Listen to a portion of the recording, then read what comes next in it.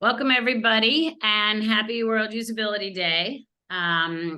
This webinar that we're kicking off right now is about the World Usability Initiative, which we pronounce as WUI. We're talking about inclusive and usable computing technologies worldwide. I'll be giving you a little introduction, and then we have several members of our advisory board on who will also be talking about their activities, and then we'll have time at the end for questions and answers. So let's get started. All right, and I think everyone can see my screen. Yeah, everyone's nodding their head. So first of all, before I get started, feel free to turn on your cameras for those of you not on the panel. This is, a discussion, sort of a more casual, not a formal, webinar type of a thing. So, and what I always like to start off with is, big question is, where are you coming in from? Where are you calling in from? And please put it in the chat so we can see who's here from all around the world. So I just put in mine. I'm from Boston, Massachusetts, in the United States. So looking forward to hearing where everyone's from. So let's get started. Today is World Usability Day, and happy World Usability Day.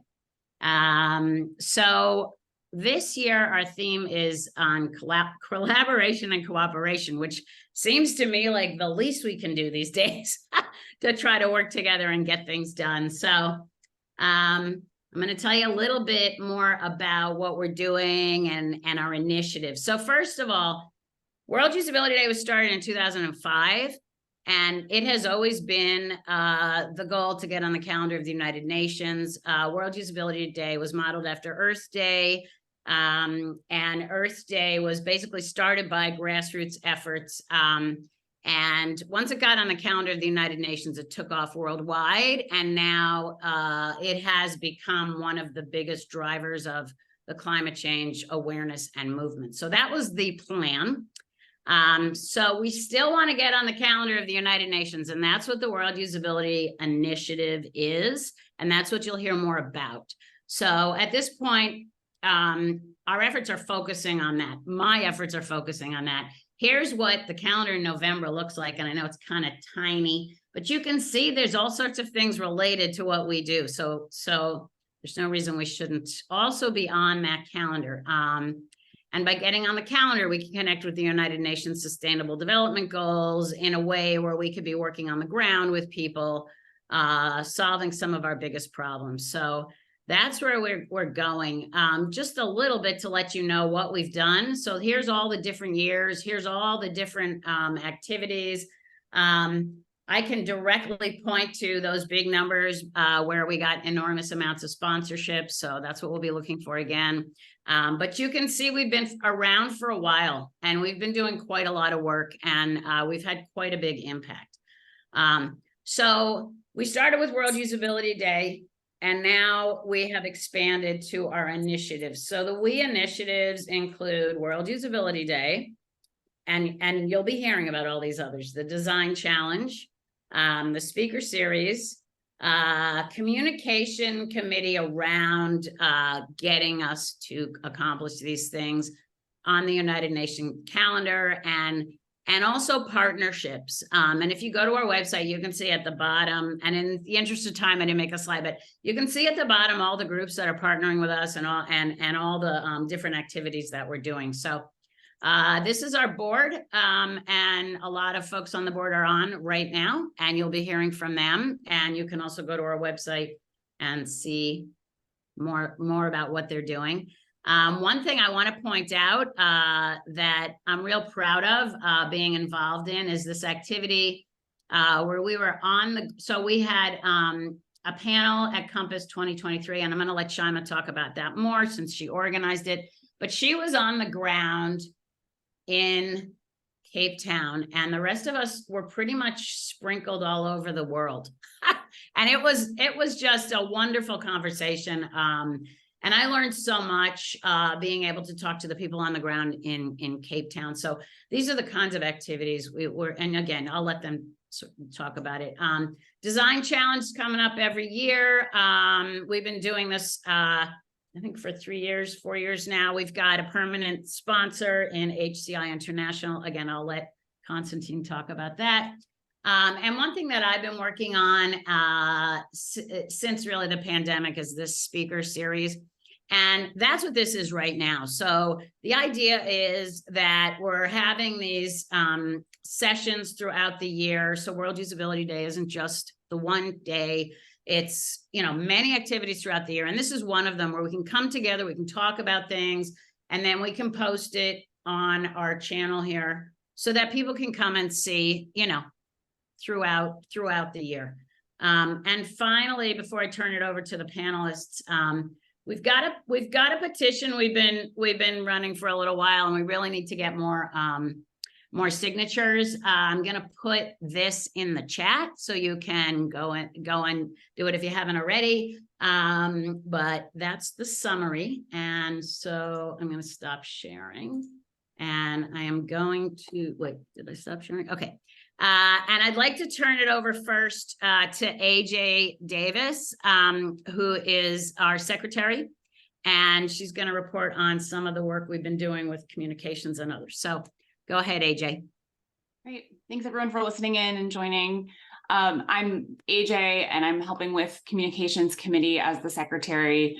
I really just feel passionate about what we're doing and feel like the efforts that we can do to get the message out about the work and about the petition and all the steps that are needed to get on the calendar and then impact more and more things through the UN. I'm really passionate about kind of breaking down those steps, figuring out how to do it, and then bringing in the right people to help communicate and get our story out. So we're working on some articles and different content to be able to get the word out. So lots of stuff to come. Thank you.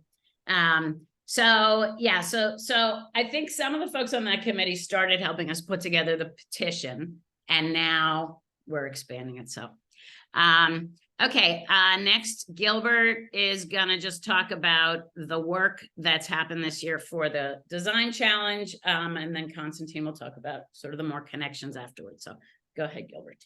Okay, no, thank you, Elizabeth, and welcome to everyone here. So I've been the chair of the jury for the design challenge for the last 3 years, and there was a year before that. And next year I'll be handing over to Brian Smith, who's been a judge throughout. So the way the design challenge fits into the World Usability Initiative by encouraging people to share how a user focus in their work in research and evaluation has had positive outcomes for design work, particularly in terms of the quality of the design and the impact. And we had some great winners last year in 2022, some very clear examples of how people make links, make connections between their user research and their evaluation work. So making it absolutely clear that if you make good use of high quality research and evaluation, that has very positive outcomes for design, which is very much at the heart of the message that we want to put out in connection with getting World Usability Day on the UN calendar, and generally raising awareness of the benefits of taking a user focus. We've just completed the judging for this year's design challenge. So I'm pleased to announce that we have the gold winner for this year is Live Lingo. This is a language learning application by Athena Vo from Boston College. And I think what's interesting here is last year's gold was also from a learning science background. And I think what we're seeing very clearly here is that certainly within educational applications, there's a very long tradition of high quality evaluation, of reasoning about the relationship between learners and instructional design.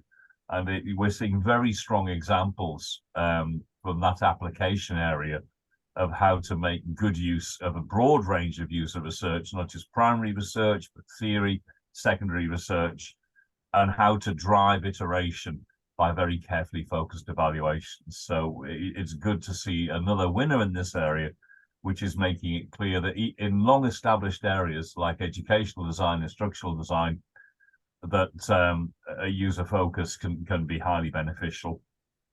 The Silver Award goes to Nomishauri Reddy Thumala, who's from the National Institute of Design in India, and he's redesigned the reporting of death form that's used in India. And again, a very careful project with strong user research, strong stakeholder involvement, and positive outcomes. This year, we decided that rather than awarding a bronze award, we're going to award an honorable mention to a very interesting submission, Optimums by Federica Maschi, Aurora Passanisi, and Angelo Rondi. And they were doing strategic foresight work that's been reported in the research literature on future healthcare scenarios for elderly people in Italy. And what we like about this is, although it's not the design work that's normally in focus for the design challenge, it does show how a user focus can go beyond a single application or a single project, and instead lay the foundations for a whole program of work in the future. So these winners will all be presenting, or may be invited to present at HCI International in 2004, June, end of June, beginning of July next year in Washington, DC. And we look forward to hearing their presentations. They'll be invited also to submit papers to HCI International, so that we'll have a strong record of the high quality entries. And we look forward to seeing what 2024 brings in terms of the design challenge. So thank you, Elizabeth. Thank you, Gilbert. And so the other important board member that's involved with the design challenge is Konstantin Stefanidis, who's really paved the way for the partnerships that we've been looking for with other organizations. And so Konstantin, welcome, and you could just tell us a little bit about your role here, and then, what kinds of activities you've done with us, which is everything. Thank you, Elizabeth. I'm very happy to be here with you on this notable day, 9th of November 2023, World Usability Day. Regarding the role of HCI International Conference in this series of events, we are delighted to have the opportunity to sponsor and encourage things to be happening in the field, and then receive awards and present their work in the conference. There are traditionally three prizes: the gold, the silver, and the bronze. And to follow up what Gilbert has just said, this year the independent committee decided that instead of a bronze award, there will be an honorary mention. No problem with us. The honorary mention will receive the same credentials, credit, if you like, as the bronze award. So they will still receive the amount due, which, if I remember well, is $750 plus the complimentary invitation to participate in the conference and present their work. Regarding future such events, we are committed to continue this indefinitely, if you like. During the conference, as it happened in previous years, there will be a dedicated session chaired by you, Gilbert, or whoever is appropriate to do so. There will be plenty of time within the space of 2 hours, if you like, for the three presenters to not only do the presentation, but also to engage in discussions and highlight their approach, and also have engagement, engage also the participants. Let me clarify rather, that as of this year, starting in Copenhagen in end of July this year, The conference will be taking place as a hybrid event. So, for example, not only ordinary participants, but if it is difficult or impossible for one of the award winners to be physically present, we can still allow remote presentation of their work. So all in all, I think this is an excellent initiative, the Design Challenge, particularly because it comes from around the world. And also the conference is a truly international event.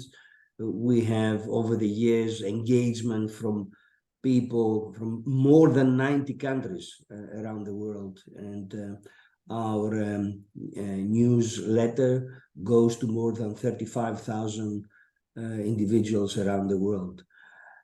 So we look forward to what happens next year, end of June, between 29th and 4th of July in Washington, D.C.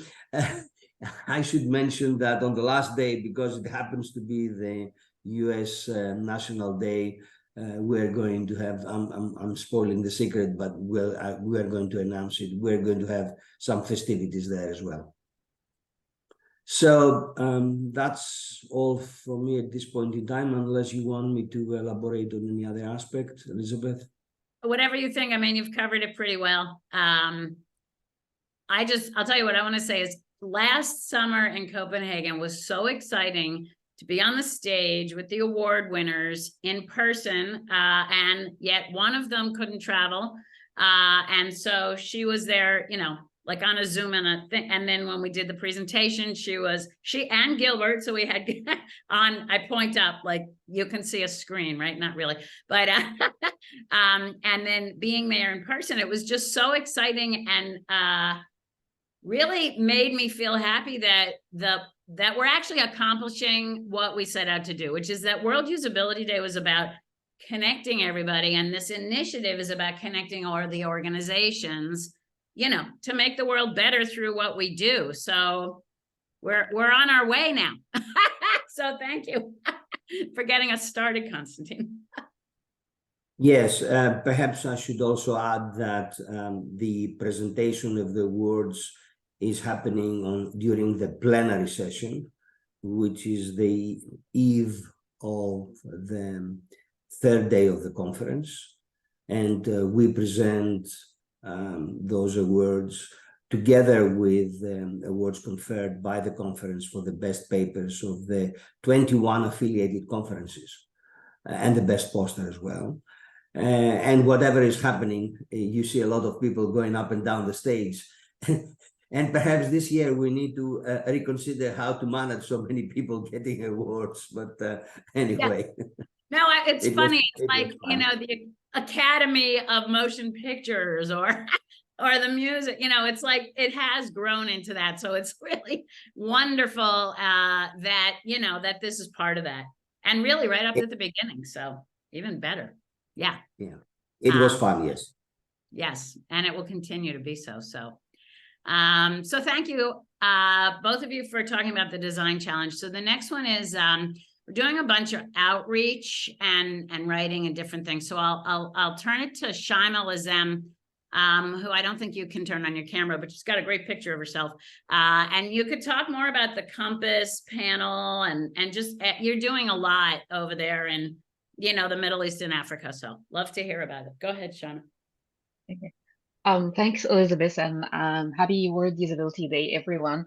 I was really excited to be part of the advisory board of this initiative because from where I come from, like Elizabeth said, the Middle East and Africa, like HCI and usability is still taking off, and the idea of having the International Day with great outreach, but also adding this to UN calendar is fantastic. And in my opinion, it will help the region, the usability researchers and practitioners in these regions, also with their mission to try to talk more about how can we use, how can we have like usable digital products that also fits the culture and language and everything.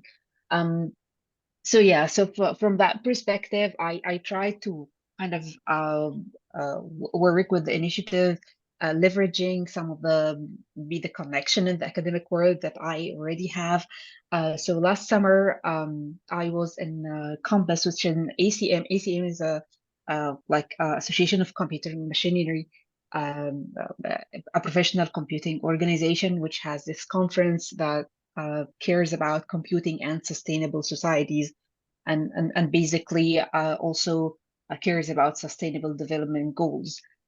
So we had this panel where I mean some of the stuff that was happening in the conference before we get to the panel thing is like, so one of the main messages the keynote speakers had is like, so we need to have a connection to policy and policymakers if we want to have like a real change in terms of the quality of the digital products that we already have. And I think our panel came like in that context really well aligned with that, where we talked to the Compass audience, and Elizabeth showed the picture earlier. There were like, his happened in Africa, but has a lot of international audience online, and they were also on the ground, and we spoke about the initiative, which is kind of attempt to reach out to policy and do the change making, and at a very different level. So just to recall, so one of the things that I think came out of these discussions is like, so we need maybe to learn from how the people with accessibility, like cares about accessibility and Accessibility Day, how they kind of moved forward until they have the day on the UN calendar. And I think this is something we try to follow on. Yeah, but that's another thing. I think it's just a great example of how we connect policy to the stuff that we do. And I like the message of like collaboration and cooperation. That's something very much needed these days, right? Yes. What I recall about that panel that was so interesting, Shaima, I don't know if you, we here in the WUI initiative, are focusing on the Sustainable Development Goals of the UN. And I remember like, it's almost embarrassing telling you this story, but throwing out the question to the audience, so which of the sustainable goals should we work on? Yeah. The first answer came back, why should we start with the sustainable goals? Why don't you just ask us, what do we need to work on? And I thought, of course. That is a correct answer to me. I just thought, just by sheer fact that we could have that little conversation, ever since it's been shifting my mind, like, gee, why did I just start, like, normal UX would be go to the people on the ground and say what's happening, right? Don't say like, there's a lens I'm looking at it through. And it's just, sometimes you got to listen to your own philosophy, but it well, was. I think it was very intellectually stimulating panel. I think we also got a really good feedback on the ground, like after it ended, like not just us. I think they also reported that this was a lively panel. So I'm happy that this is just one tiny step. Right. Well, we're all making these little steps, and together they're going to be big steps. So, so thank you, Shaima. And in a few minutes, we'll have a more open, a discussion. I just want to get through a few more things. So Deborah Bosley is next, and I'm Deborah. I met through a different organization altogether called PlainLanguage. And so you, Deborah, are our first representative of what I would call outside of UX and HCI, but not really. It's all the same from our point of view. Sure. So anyway, so why don't you introduce yourself, tell you what we're doing, you're doing, what we're on. So I'll hand it over to you, Deborah. Okay, thank you very much. So I'm Deborah Bosley, founder and owner of the PlainLanguage Group. The Venn diagram, of course, with UX is the testing that we do with documents to make sure that they're usable and understandable.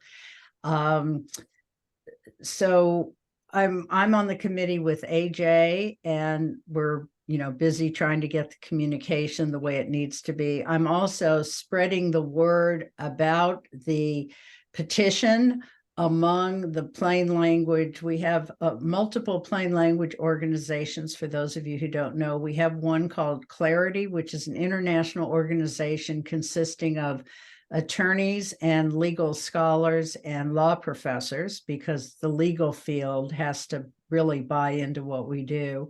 We have Plain, which is the Plain Language Association International, and that's for people like me and others who work in plain language, whether they have their own agency or not. And then in the States, we have the States and Canada, we have the Center for Plain Language in Washington that works on moving the government more towards plain language. So, Elizabeth, I'm not sure what else you wanted me to say, but I'm very happy to be part of this group, and I can only hope that the collaboration in the plain language field gets bigger, because I know everyone that I'm going to that I have reached out to, and I will continue to reach out to, is very enthusiastic about getting World Usability Day on the United Nations calendar. And then eventually we'll get Plain Language Day on the UN calendar, and maybe just take over the whole UN. So it's wonderful to meet everyone and see those of you who I already know. Thank you. So I know you and I have talked about, and a few others have mentioned this, policy changes that we can make. And I think you guys are doing that with plain language also, if I recall correctly. You're working on policies, because I know in the United States, definitely there's some plain language policies. Oh, yes. Well, yeah, in 2010, Obama passed the Plain Writing Act that requires all government agencies at the federal level must write about services and benefits in plain language. So that was a big coup for the plain language movement. There are multiple regulations that require that certain types of disclosures be in plain language, financial information, credit cards, bank accounts, etc. And tech, there's certain things. Oh, okay. So HIPAA, so privacy policy, and the EU, of course, is ahead of us on that, because they're forcing companies that do business with the EU in the States that all privacy policies must be written in plain language. Information about employee benefits must be written in plain language. And there's just a multitude of laws at the federal level, the state level, government agencies, and corporations now have to meet those regulations. But I'm also seeing more corporations really understanding why it's good for business and why it's good for customers and citizens to be able to understand information. So I think in the last 10, 20, well, certainly the last 20 years, but then also even the last 10 years, the movement toward plain language is picking up speed, not as fast as we would want it to, not as wide as we would want it to, but it's there. And I don't have to explain to people anymore what the words plain language mean. So even that, it's like usability when you had to explain. So even not having to explain what the words mean, and then always having people say, oh, I'm so glad somebody is working on that because blah, blah, blah. So I think the US we're behind some countries, we're ahead of others, but the movement is moving. Great. Thank you. And we will be talking as a group a little bit later in the discussion about policies, because that is part of what we want to push. Okay, so our last but not least board member is Zhenjie Liu, and I know I've worked with you on a bunch of different things, but for this, you were very instrumental in getting us a partnership with IFIP, particularly TC13. And you're also representing us in Asia, and I believe you've even helped with the design challenge. So tell us about yourself, Zhenjie, and what you're doing with this effort. Okay, thank you, Elizabeth. And my name is Zhenjie Liu. I'm professor at Dalian Maritime University, China. And I'm very happy in the past over 30 years. I've been involved in the pioneering efforts in promoting human-computer interaction and user experience design in China. And internationally, I have been involved in I-50C13 committee on HCI, that is the International Federation for Information Processing, technical committee on human-computer interaction. And in this committee, I've been the Chinese representative to this committee, and helping to connect the Chinese community of HCI with the international community. And also, I've been involved internationally with ACM SICAI, that is a special interest group on computer-human interaction. And with this community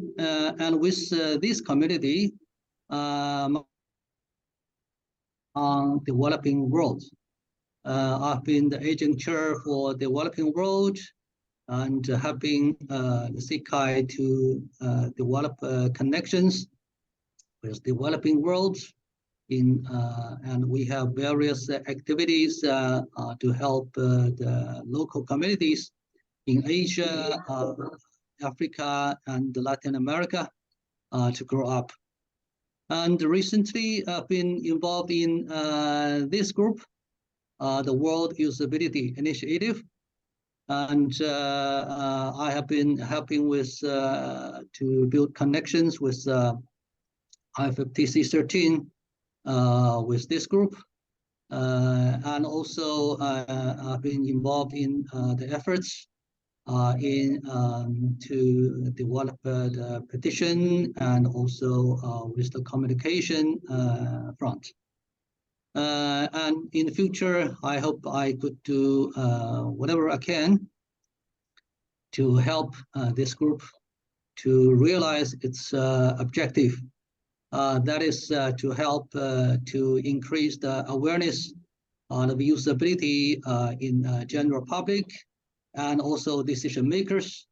Because as I understand, for user experience design and the usability to making greater social impact, we should not just limit ourselves in the product development, design, practice. We need to do more to help to increase the awareness of usability with the general public and decision making.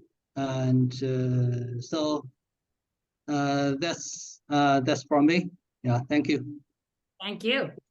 So I have a few questions I'm going to throw at the panel to talk about, but for the audience, so two things. One, we do, if for those who just came in, we do have a petition to get World Usability on the calendar of the United Nations. I put it in the chat again. If you haven't signed, please sign and share. And then if you have questions for the panel, please put them in the chat, and we'll get to them. But I'll start off with a few that I've prepared, and then we'll get to yours once you put them in. So the first question I have for everybody is, why should this be a world effort? Why is this something that we're doing all around the world, do you think, as opposed to just like little local things? I mean, I have an answer for all of these, but I want to hear first. I won't be the first to answer my own question. I guess I'll add a sentence, and then if anyone else. So, I mean, I think that for years we've done quite a lot in local, areas. And like, even as we were talking about policy, I was thinking, oh, it's interesting. Europe has, okay, great. In a minute, I'm going to have Gilbert, great policies, and they don't always translate to other parts of the world. And, especially for me after the pandemic, we are doing, or I am talking to colleagues around the world all the time.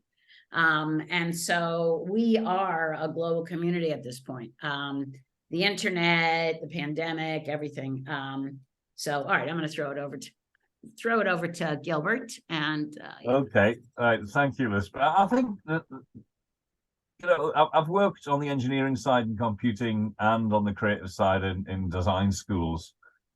And I think it has to be worldwide, because across the world, there are different understandings of design. They vary. They're often very focused on craft skills, or they're focused on engineering, design and implementation. And I think it's very important, if people are going to get the benefits of technology, policy, whatever, that we can support the international community in understanding how the best design makes connections. Now, that may be connections with human concerns, but equally it can be connections with sustainability.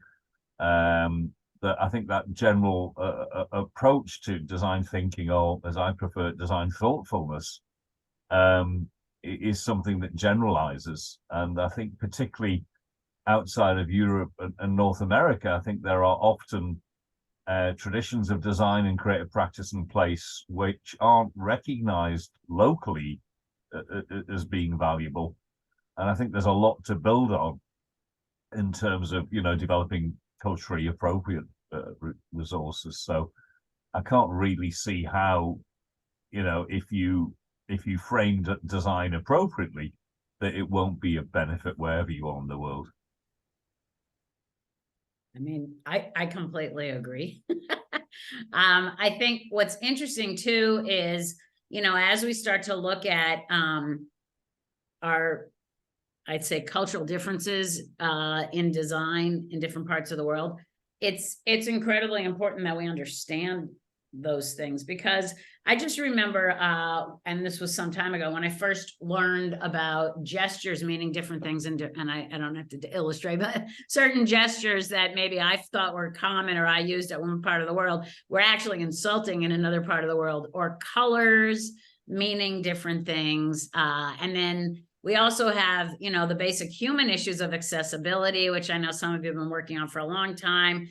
And those, from a big picture lens, to me are the same in terms of understanding there's differences, right? And there's different ways that we deal with information and things. And you know, a colorblind person might be dealing, or a visually challenged person might be dealing with colors in a way that is not the same, but similarly frustrating as someone from another culture who's reading a color and thinking, wait, that doesn't mean that, does it?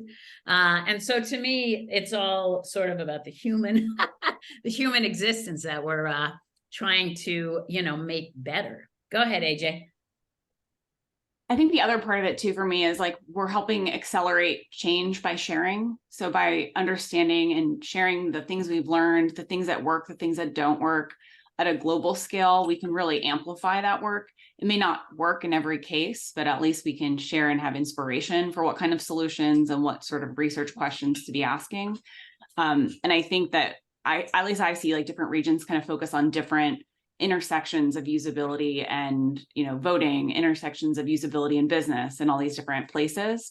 And so by having sort of these pockets of specialization and then sharing these things that we learn globally, we can really have a much more sustainable impact on like everyday human life, which I think ultimately is what it's all about. Well, yeah, we have to, to me, that's the biggest picture. That I remember there's been a few years where we've had sustainability as our theme. And I remember always thinking, and the same now, is like, to me, the ultimate definition of usability is that our planet works for everybody. It works for all our species in all our ecosystems. I know that's big, but at the end of the day, it's what keeps us, like, you know, we do need to sustain all of ourselves. Yeah, I won't go off on my rant yet. I'll ask if anyone else, I have a few, anyone else have comments on that, or anyone from the audience? No. Then the next question, which we touched on, and I think we should just dive right back in. We'll just put it this way. Why should policymakers care about usability? So just to give you a few more prompts. So I know there are some standards. I can't remember the most recent ISO standards about usability. In the United States, we have the The Food and Drug Administration has human factor standards for medical devices. You can't actually sell a medical device unless it's passed. There's certainly all sorts of accessibility WC3 standards that are getting to be universal. And I guess so I understand why designers and human beings want to have things working well. But in terms of policymakers, like what should we be doing to get them to care, those that don't already care? You know, like, why is it important that we're doing these policies? Go ahead, Gilbert. Okay, I was just waiting to see who other hands went up. You know, an analogy is with food standards. Mhm. You know, without food standards that came in the 19th century, there was a lot of dangerous food and drink. And even today, you know, with some new developments, you know, for example, although it's not strictly food and drink in the area of vaping, you do have some vapes that have got turn out to have quite noxious ingredients in them. And, you know, bad food and drink is bad for people's health. Poorly designed technology, poorly designed services are also bad. So I think it's a policy issue. If policy is about making the world better, you don't do that with poorly designed products and services. So I can't see why policymakers wouldn't be interested in it, other than, you know, what drives me on with the design challenges, just as you've got folk medicine and folk linguistics, which aren't always wrong. I think the general understanding of design worldwide is folk design. You know, it's very simple, naive understandings of design, and people don't understand what it takes to do really good design. And policymakers need to understand that. And we've had countries, you know, like the Design Council in Britain, the Dutch Design Council, Scandinavian design. You know, there are clearly countries, that Finland's another one, that have had national design policies, and it hasn't done them any harm. And, you know, again, in terms of leveling up worldwide, I can't imagine any national government that does not want to improve the standard of people's lives and, you know, across the board healthcare and education by, you know, really applying the best standards you can to design work. Thanks. I like this idea of folk design too. I mean, because as someone who went to school to study this, you know, the better you get at it, the more it looks like it's not there. Good design sort of fades in the back. So anyway, go ahead, Shaima. Okay, so I want to like pick up from what Gilbert says about government like focusing on the policy to have like good designs, and I think it's not that clear in many parts of the world that you need to do like a lot of effort around design to have a good product.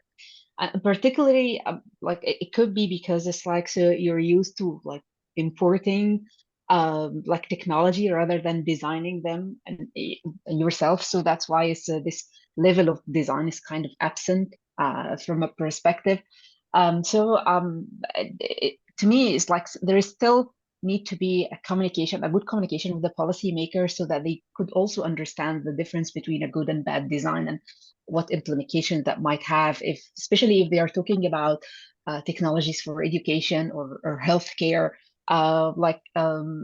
Egypt, like in many places in the world, adopted that concept of having like a tablet for every student, which was a technology, and we spent so much money like on having that tablet, and only to discover that there's so many problematic issues around having tablets in school, using them to have all the material without paper material, and having them for exams or in places where you hardly have like stable internet or things like that.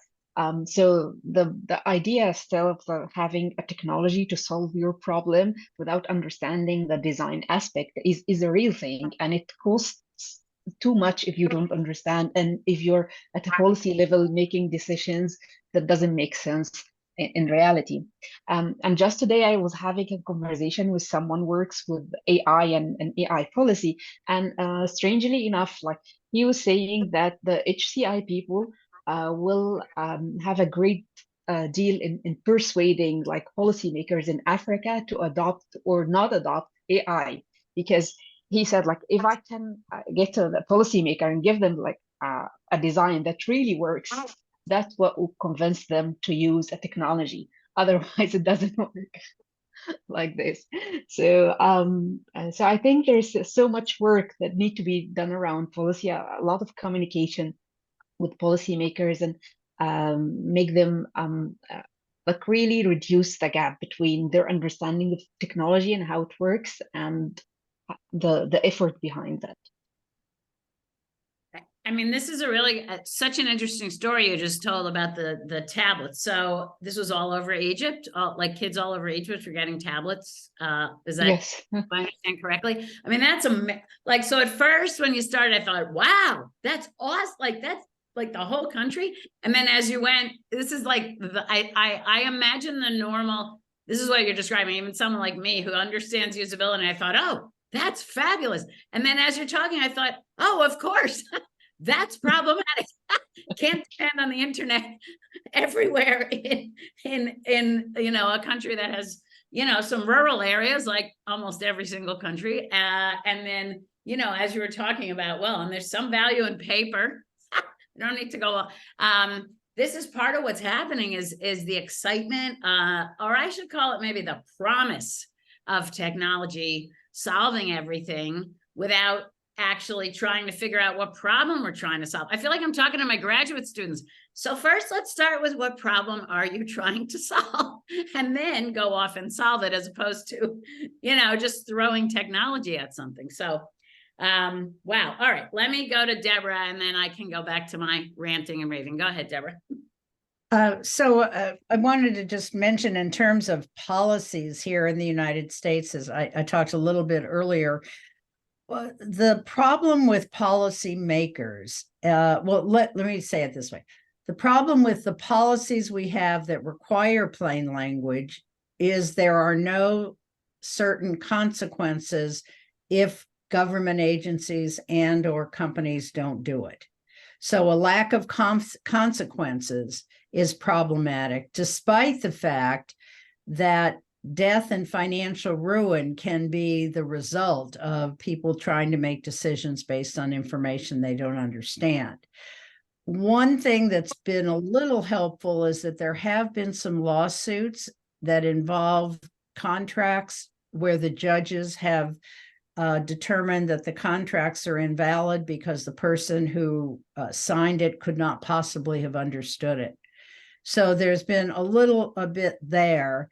I don't know in other countries, but corporations pretty much run our political system one way or another, and anything that's going to cost a corporation money then becomes something policymakers don't particularly want to do.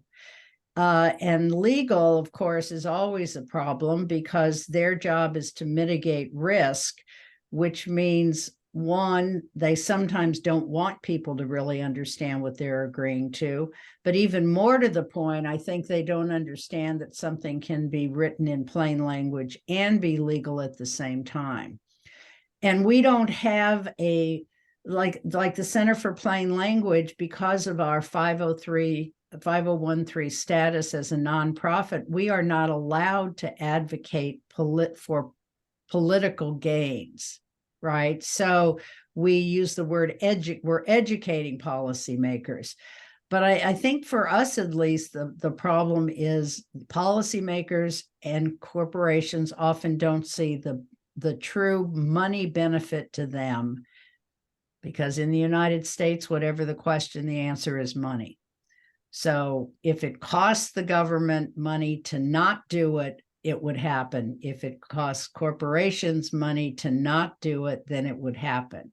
So that's, I think, a lot of what the problem is in the US, is they don't really put plain language as high as an important issue as the people themselves think of it as being important. I mean, and I think that happens with usability too, which is why we're working together. It's the same idea. of not understanding it and not valuing it. So there is I think a financial argument to be made where you could say, well, the companies, if they paid attention, could be saving money on, say, customer support or other things that are expensive. I make that argument all the time. I have data research. I make that argument all the time, of course. Right, Doesn't but always move the needle, so to speak. doesn't move the needle. No. We'll get back to that in a minute. Okay, go ahead, AJ. Yeah, I think one of the things that I think the role of government can be is to influence behavior. So one of the things happening here in Austin, Texas, is kind of this move to get people outside of their cars to use bikes, to use public transit. And I think that policymakers often make decisions based on how they expect or model behavior to be like rational. So it's like more affordable. There's plenty of reasons to do these things. But if you use usability techniques and like really understand the design of the system, the design of the interface and the ticketing and the schedule and all those details, you would really reveal what friction exists and why people aren't adopting the changes that are supposed to be bettering their lives or making things easier. And so to me, part of the gap that I want to work on is this assumption of modeling very rational behavior, like traditional economic decision-making, and the intersection of what happens in real life and how people really make decisions and where like friction from bad design and systems and interfaces come together. And I think a lot of policymakers have that more traditional understanding of how humans make decisions and how you might influence them, instead of really understanding the things that really might work or why things might not be working today. Yeah, and that's a great way of thinking at it. And recently, in one of my many conversations with people about this, I was introduced to the concept of human-centered economy, which, to be honest with you, I haven't found much on it.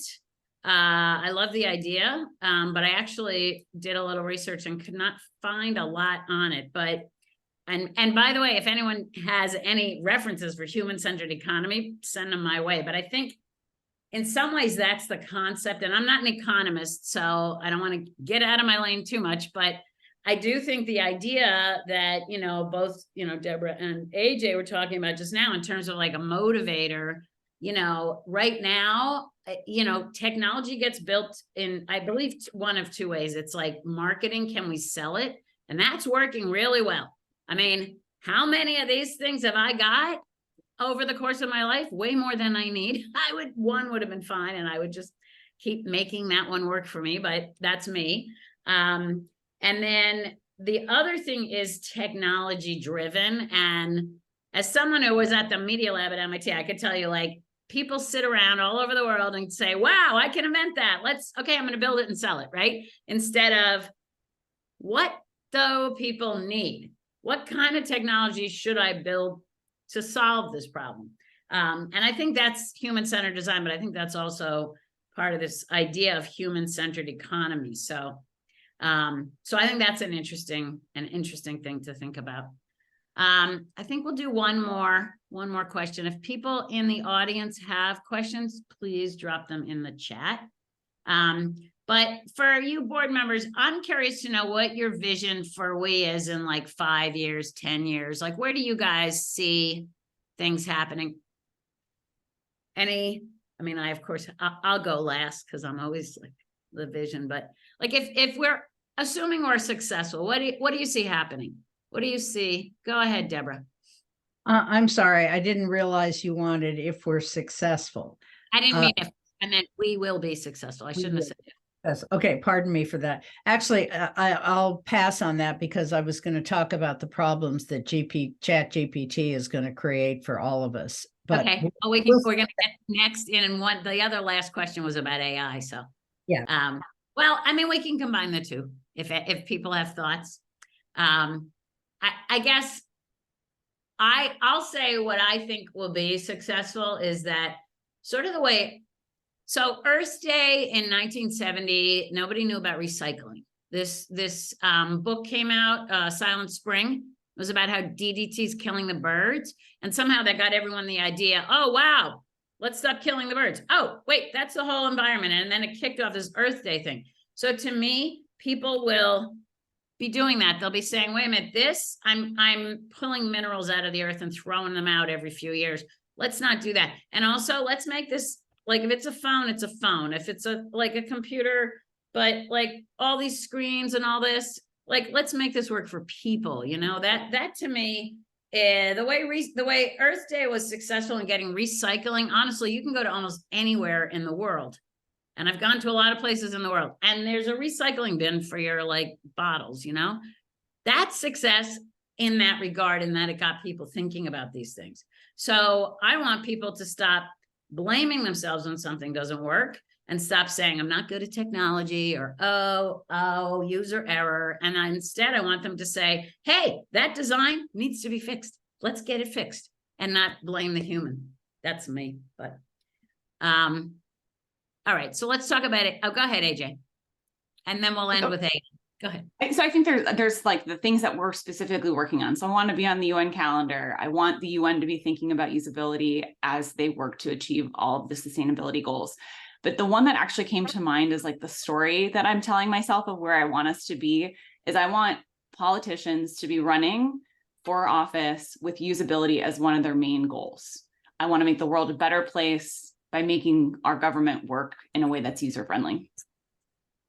Wow. That to me is us like hitting the bar of everyday people knowing it matters, understanding the impact at the policy level maker, and then having it be so important that it threads across all the issues that we're trying to solve as people and governments.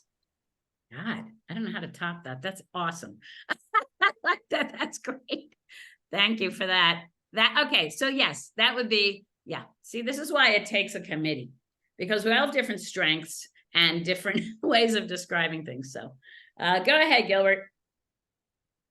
So I think one simple test would be whether technology is treated, you know, particularly the ones we deal with, like pharmaceuticals. People expect treatments to not cause harm, and certainly not to cause unknown harm. There are always side effects, there's always interactions, but there is still an acceptance that, you know, technology can cause harm and it's no one's fault. So, you know, we know about the Tesla going up the truck, we know about the self-driving car knocking over the woman, I think she had her shopping bags hung on a bicycle. And, you know, for a tech company to say, well, we didn't think about that, should not be acceptable. You know, we had this with ambulance dispatch in the UK. We had a terrible problem with the London ambulance a couple of decades back, because the system just tried to send the nearest ambulance. You know, there was no model of roadworks. Try and send an ambulance down the side of the motorway where the accident and the tailback was. And at the moment, it's still acceptable to say, oh, it wasn't designed for that. And I think what would be great is the expectation was that anyone turning out a technology, it should be like a pharmaceutical. It should work and it should not cause unknown harm. And if it is causing harm, you should do something about it. Oh, and I'd like the insurers to back that up as well. I'd like to see people's premiums shoot up if they ignore that. That would be satisfying. Yep. That's great. Yes. All of those things would be really, well, when we get there. I just keep saying it. It's not if, it's when. So, all right. So the last question or comments or prompt is, what's the role of usability in the development of AI? Specifically, how we can get better outcomes by doing human-centered AI. So if anyone has thoughts on that, anyone haven't? Maybe chat GPT. Go ahead, Gilbert. Oh, you go first. Quick answer. Testing, something that the AI world has never done well. So I think if they actually said what their claims were, and I think particularly around issues of harm as well, and you know, you have the chief executive of Google saying that large language models are so complicated, we can't possibly know what they're going to do. Well, again, you can say that about pharmaceuticals, but you know, you've got the chief executive of Google saying that and thinking, oh, and that's okay. Right. So I think the key thing is holding any technology to account and holding the technologists to account. And that means that they have testing in place and evaluation in place. You know, at the moment we hear, oh, we're increasing the corpus, you know, we're increasing the model. Well, that may make no difference to the fact, you know, going back to the self-driving car example, that if you haven't actually, if you've got nothing in your database that includes a woman pushing a bicycle with shopping bags on, you know, you're not going to fix it by just adding more of the same. Completely agree. I mean, and it's the basic, right? It's the basic HCI, UX, usability. Put your thing in front of human beings and see how they use it. It's just that simple. Especially with AI, because you know, it's a human being who's programming it. It's a human being who's collecting the data that it's using to work its algorithm. And so, you know, all humans are, you know, human. We're not perfect. And we're not all exactly the same. So all the more reason. So thank you for that. Shaima. Well, I completely agree with Gilbert. I would add that also HCI and usability concepts as something as also obligation to, because I see usability as kind of one of the rights. It's one of the human rights, right? That we're using technology, but it has the potential actually to shift the agenda around AI, because we talk about AI as it's inevitable, but the reality is like, so we need to ask the questions like, so should we be building AI? And I know that might be different across different countries, but the reason I'm saying that, because I know in countries like Egypt, for instance, the cost of having these models are too high. We're not there yet. So it's so we have this opportunity kind of to challenge whatever agenda of AI and asking ourselves, because running a model, training a model, collecting the data, all of the stuff that has been done like in OpenAI or Microsoft and all the big companies, has kind of cost us a lot of money and a lot of resources, and not everyone has that kind of resources. So I see that as an opportunity. If we're bringing usability to the table, we could really ask difficult and critical questions around AI, in the space before we kind of find AI forced on our technologies and machines and everything. Because the reality is like, so the research is still far from the whatever that we would want it to be, like Gilbert said, and so much could be done in terms of testing and evaluation. But I also see the human-centered concepts goes beyond that to the ideas, like, so should we be building AI? What kind of design aspects that we need to consider? What kind of resources are we harvesting to build that AI as well? Well, and to me, it's connecting all the dots, because let's go to generative AI. I know Gilbert had to drop, but we'll still keep chatting. Generative AI. So I've been playing around with, just so I can learn about it and, you know, to test it. And if you all haven't done this, I strongly suggest you take one of the generative AI applications and ask it to write your biography, because it was hysterical the 3 times I kept trying to say, okay, just me, my name. Okay, well, it got mixed up with another person who does something. All right. And then, okay, no, I'm the one who went to, say, MIT, and I didn't go to Yale, right? Then it said, it just kept hallucinating about who I was. And what it made me realize was, so it is going on the internet. I can see things that I know it's picking up from where, but it has no help from a human to figure out what's real and what's not, or whether it's this Elizabeth Rosenzweig or the other one who's doing something else altogether, you know. And so testing to me is like the obvious, and yet what's going on is the generative AI applications are basically testing as they go with us, whether we signed up or not, you know, like we're the ones so it's huge. And I think there's a lot of things we could do. Well, I'll let AJ, like I said, I could rant forever. Go ahead, AJ. I think what's coming up for me is this idea of like, we are talking about HCI, human computer interaction, but there are now computer interactions. And so how can we start to think about our role in those interactions and then how that ultimately impacts the world and the people in it? So for example, we're already pretty close on a lot of these things. So Google's AI you can click a button on the site and they'll use an AI to call a restaurant and see if they have a reservation. Well, you can imagine on the other end, there being an AI that answers that call and checks the reservation. And the two computers are talking to each other, both thinking the other one's human. And so that sort of intersection is just a very basic example that's going to get more and more complicated as AI has more capability to do video and photos and all the things we're seeing them do in isolation now. The interactions of those effects, I think, are just wildly unknown. And I think part of it is studying it and understanding it. But I think starting to frame some of this as CCI as well as HCCI is going to be a critical part of our role. Well, I like that, because that is well, so that's why you're our secretary in charge of communications, to help a very clear message there. But because I was more thinking of the lack of human, but you're now putting in place actually not just the absence of a human, but actually two computers talking to each other.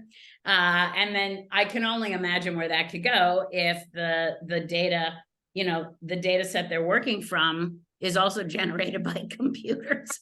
Then we are starting to, and that's how we get, I mean, to me, it's easy to understand what Gilbert was saying about, the self-driving cars making mistakes, but it happens in all sorts of other areas where we could be using this technology to help, and instead it's making it worse. And I just think of, my father's 92. He still practices his psychology practice. He's still online all the time, but sometimes something will happen, it makes zero sense to him. And it's just like a heartbreaker to me, because it doesn't have to be that way. There's a lot of people like that who are, using the internet. Maybe they didn't, grow up with it, but they're jumping in and using it. And there's nothing about it that makes sense. The AI steps in and just, so anyway, like I said, I could rant forever. So I don't know if anyone has anything else to add. I think, I know we're sort of winding down. Any other comments or questions from the audience? No? All right. Well, I think, go ahead, AJ. I was going to say, just like a third reminder that we are really looking for support through the petition. We're also looking for some collaborators on our communications plan for this year and going forward. So if you're working on research in this space or you're interested in supporting the cause, reach out to us through our website and we will get you connected. We have a lot of work to do and we need everyone around the world to help. Thank you.